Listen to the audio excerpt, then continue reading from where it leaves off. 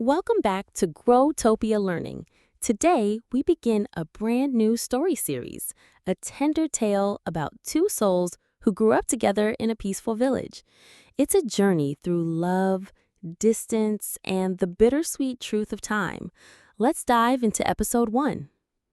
Episode 1: Seeds of Love in the Village. The village was small, peaceful, and wrapped in the rhythm of the seasons. In spring, cherry blossoms lined the riverbank, their petals drifting like pale pink snow. In summer, children splashed in the irrigation streams, the air buzzing with cicadas. Autumn brought harvest festivals, lanterns swaying in the cool wind. Winter pressed the world into silence, smoke rising from every chimney. In this timeless place, Carinolio and Charlotte were born just 3 weeks apart.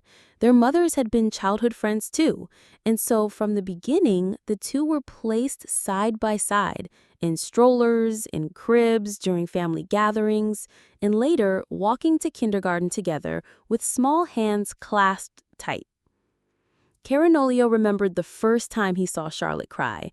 They were 5, and another boy had pushed her in the sandbox. Without thinking, Carinolio shoved the boy back, dusted off her dress, and handed her his favorite toy car. She sniffled, smiled, and said, "I'll give it back tomorrow."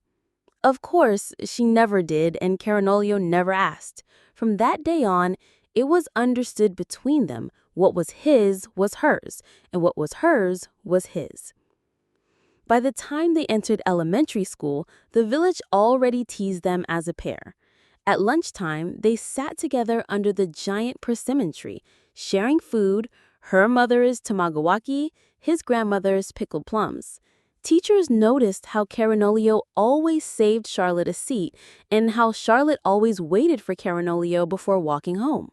Neither of them called it love, but everyone else could see it growing like vines between them.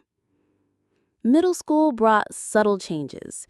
Carinolio grew taller, his voice dropping, while Charlotte began to carry herself with a quiet grace that made him nervous.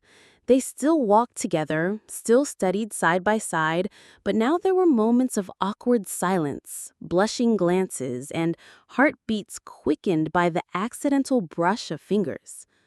One summer evening, after the festival, they stood by the river watching fireworks.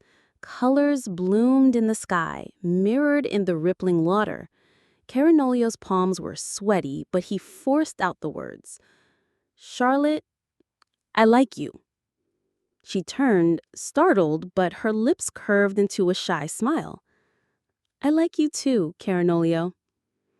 It wasn't a grand confession, just two teenagers whispering under exploding stars. But for them, it felt like the world had shifted. From then on, they were inseparable.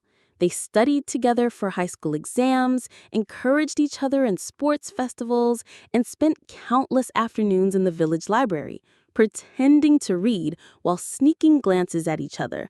Their love was simple, untainted by the complications of adulthood. It was enough that they had each other, that their shadows stretched side by side along the country roads.